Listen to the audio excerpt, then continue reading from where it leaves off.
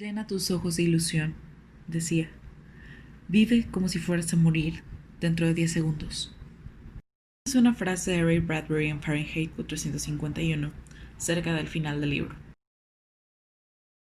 Bienvenidos, ¿cómo están? El día de hoy me presto para explicarles qué es la distopía, la diferencia con la utopía y también contarles un poco acerca de Fahrenheit 451 y de su autor Ray Bradbury, así como los impactos y los alcances de este género dentro de nuestra cultura.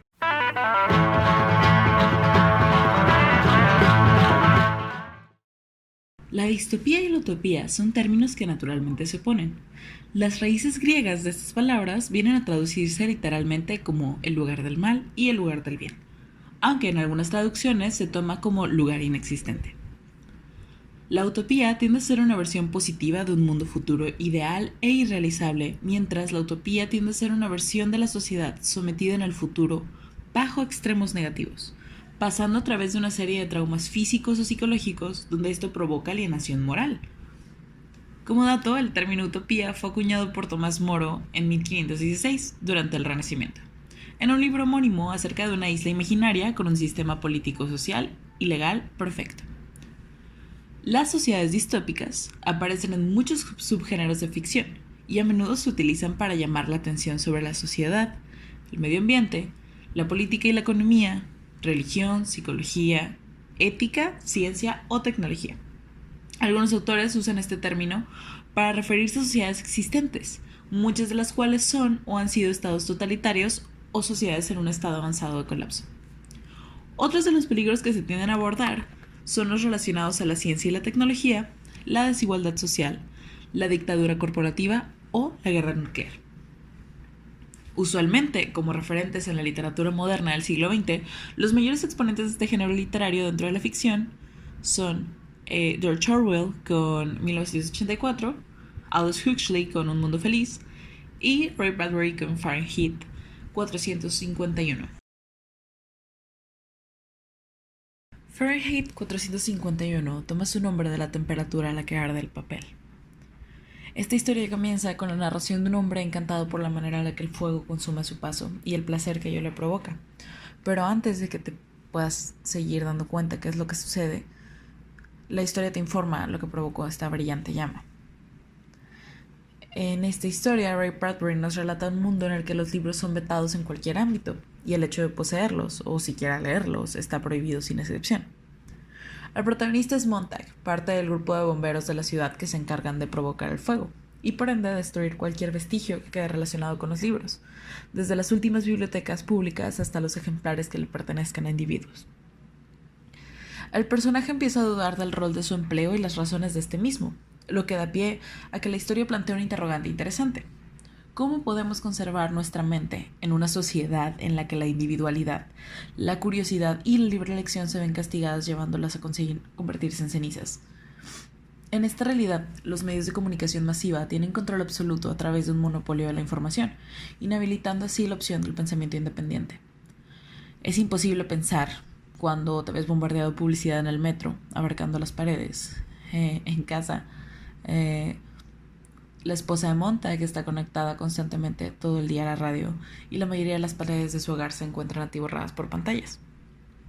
En su trabajo, sus compañeros se encuentran constantemente rodeados por el olor a gasolina y usan entretenimiento al sabueso robótico para cazar animales en su tiempo libre.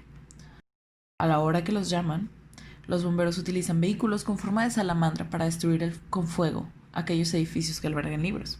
Pero mientras Montag se da la tarea de eliminar estos ejemplares constantemente, de manera ocasional piensa en aquellos que tiene escondidos en su propia casa.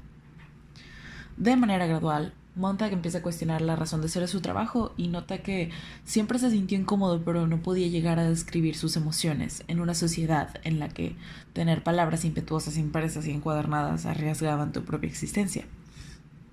Eventualmente, llega a la conclusión de que la apatía de las masas permitía que el régimen actual tuviera estos efectos de control sobre ellos, siendo cómplices de su propia extinción, así como la del pensamiento independiente. El gobierno utilizaba el rango de atención corto de sus ciudadanos y el interés por el entretenimiento vacío para reducir a polvo la comunicación de ideas, ya que, mientras la cultura desaparezca, la imaginación y la expresión individual la acompañarán de la mano. Montag entiende lo difícil que es resistir ante las vicisitudes cuando ya no hay bases a las cuales aferrarte a tu alrededor. Fahrenheit 451 describe un mundo en el que la vigilancia, la censura, la tecnología y la manipulación mediática imperan. Aspectos que eventualmente se integraron a nuestra sociedad actual en cierta medida, pero que también reflejaban las preocupaciones que se podían dar en su momento. Ray Bradbury escribió esta historia en el contexto del inicio de la Guerra Fría. El libro fue publicado durante 1953. Durante este periodo, el miedo y la paranoia en Estados Unidos eran bastante comunes por la omisión de información y las investigaciones intrusivas del gobierno, que castigaban particularmente a aquellos que pudieran aparentar ser simpatizantes del comunismo. Esto presentó una alarma para Bradbury, haciéndolo pensar en la destrucción de la Biblioteca de Alejandría y la quema de libros realizada bajo regímenes fascistas, pensando que esto ponía en juego la libertad de expresión y la posible censura en el futuro. Ya que la distopía plantea un mundo donde las contradicciones de los discursos ideológicos son llevadas a sus consecuencias más extremas, la distopía explora nuestra realidad actual con la intención de anticipar cómo ciertos métodos de conducción de la sociedad se podrían derivar en sistemas injustos y crueles. Por ejemplo, una nación donde se ejerce un riguroso control estatal para garantizar una sociedad organizada, feliz y conforme, podría derivar en un régimen totalitario, que reprime al individuo y cercena sus libertades en función de un supuesto bienestar general. De allí que la distopía advierta sobre los peligros potenciales de las ideologías, prácticas y conductas sobre los cuales se erigen nuestras sociedades actuales. El socialismo, el capitalismo, el control estatal, el consumismo, la dependencia tecnológica y las transnacionales, por mencionar algunos ejemplos. Durante el siglo XX y lo que llevamos del andado del XXI, los planteamientos distópicos como fábulas futuristas o de ficción de anticipación han ido creciendo en popularidad. Y la verdad es que los tiempos lo apremian. A pesar de que esta palabra tiende a rondar mayoritariamente trabajos de ficción literarios que hasta la fecha tienen popularidad, tales como El cuento de la criada de Margaret Atwood o Los juegos del hambre de Susan Collins, es importante remarcar que el uso del género no se limita a obras de esta especie. El cuadro El jardín de las delicias del Bosco es un excelente ejemplo de este género, así como adaptaciones cinematográficas tales como Blade Runner, que en este caso es otro tema completamente también porque entra en el subgénero del cyberpunk en juego. De hecho, esta historia está basada en el libro The Android's Dream of Electric Sheep de Philip K. Dick. Leer, consultar y dialogar las historias de esta naturaleza nos permiten tomar en cuenta que las decisiones que tomemos en nuestra sociedad actual puedan tener un efecto en el futuro. De hecho, la misma Atwood, autora de The Handmaid's Tale, o El cuento de la criada en español, le llama a su narrativa ficción especulativa, ya que muchos de los elementos que integran a su obra están basados en hechos históricos de distinta índole temporal de la humanidad. Ella misma mencionó que, a la hora de escribir su historia, quería estar segura de que cada una de las bases de los hechos, de las atrocidades que formaban parte de la historia, estuvieran basadas en la realidad. Amigos, hasta aquí llega la edición del día de hoy del podcast.